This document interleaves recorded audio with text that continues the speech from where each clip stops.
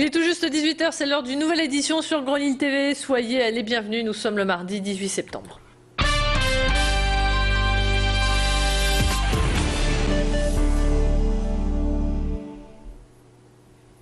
À la une de ce Flash Info, la semaine de la mobilité qui se déroule un peu partout en France. Grand Lille TV s'associe à cet événement et donc on prend la direction aujourd'hui d'Alain Léobourdin pour l'opération Motard d'un jour. Afin de sensibiliser au danger des deux roues, quelques élus de la communauté urbaine ont parcouru une quarantaine de kilomètres derrière des motards. L'objectif était de recueillir leurs sentiments pour mettre en évidence les problèmes rencontrés liés à ce mode de déplacement. La moto reste le moyen de transport le plus dangereux. Depuis janvier, 10 conducteurs de deux roues ont perdu la vie sur les routes de notre département. Mathilde Espinasse était sur place pour Grand Lille TV. Ils sont là pour signaler les quelques points qui posent problème, mais il n'y a pas que ce sujet d'infrastructure, il y a d'autres sujets, il y a aussi les sujets de comportement, il y a aussi les sujets de partage de la route avec d'autres usagers.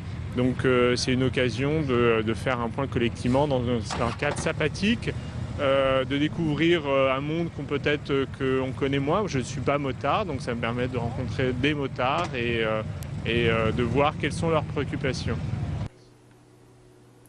Les Eaux du Nord ont aujourd'hui 100 ans, créés en 1912 pour répondre aux besoins de la population et surtout à l'essor de l'activité industrielle. Cette entreprise qui distribue de l'eau dans 79 communes a décidé de fêter l'événement comme il se doit et elle nous a ouvert ses portes pour une journée de découverte.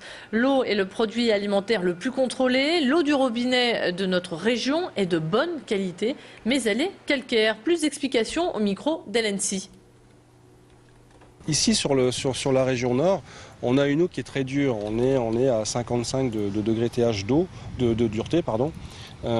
Cette eau est effectivement très dure.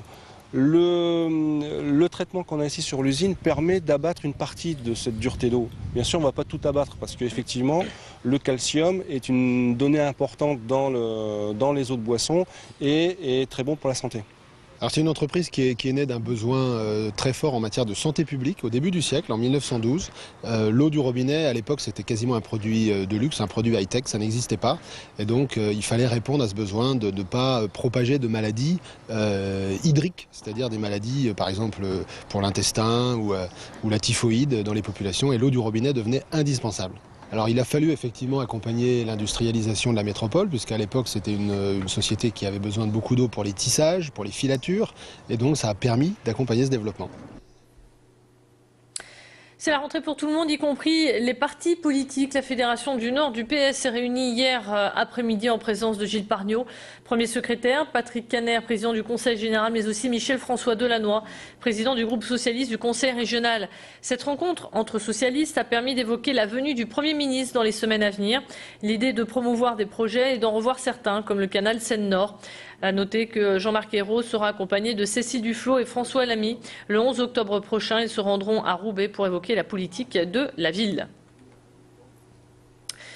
Il y a du sport et du basket dans cette édition avec la rentrée du LMB. Une réunion a rassemblé l'équipe, mais aussi l'adjointe au maire chargé des sports, Michel de Messine.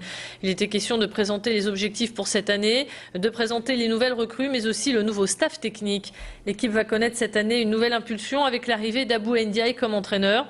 L'ancien basketteur sénégalais a décidé de quitter les filles de Villeneuve d'Ascq pour s'occuper des garçons. Sa mission est de les pousser au plus haut niveau, en tout cas parmi les 8 premiers, pour pouvoir jouer les play-offs. Un défi qu'il est prêt à relever, bien évidemment. C'est toujours un défi. C'est l'esprit de challenge, l'esprit de compétition, il nous anime tous les jours. Et c'est plus ou moins notre carburant. Nous ne sommes pas omnibulés par le résultat final. C'est important de travailler, de mettre une certaine manière de jouer pour arriver au bout. Et on a besoin de ce défi-là pour exister. Et à noter dans vos agendas, vendredi 29 septembre, Lille accueillera Fos-sur-Mer. Et puis on termine avec un sujet qui devrait vous mettre l'eau à la bouche. Vous avez jusqu'à dimanche pour profiter de l'opération Tous au Resto.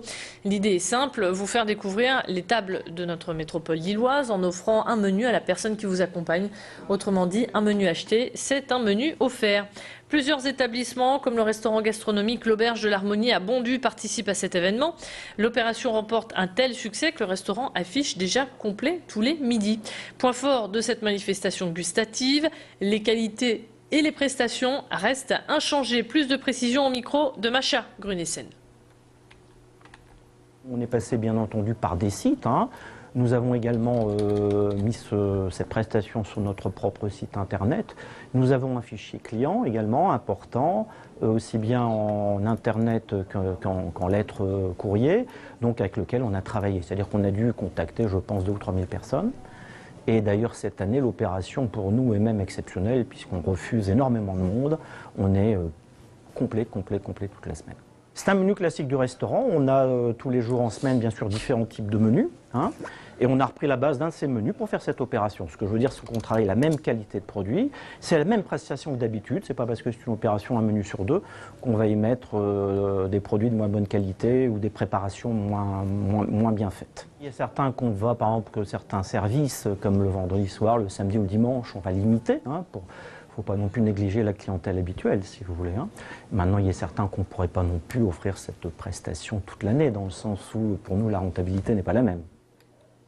Et si vous êtes intéressé, dépêchez-vous pour réserver votre table, tout simplement en vous connectant au www.tousaurestaurant.com. C'est la fin de ce flash. Merci de l'avoir suivi. On se retrouve dans une poignée de secondes pour tout savoir de votre météo et de vos conditions de circulation si vous apprêtez à prendre le volant. Retour de l'actualité à 18h15.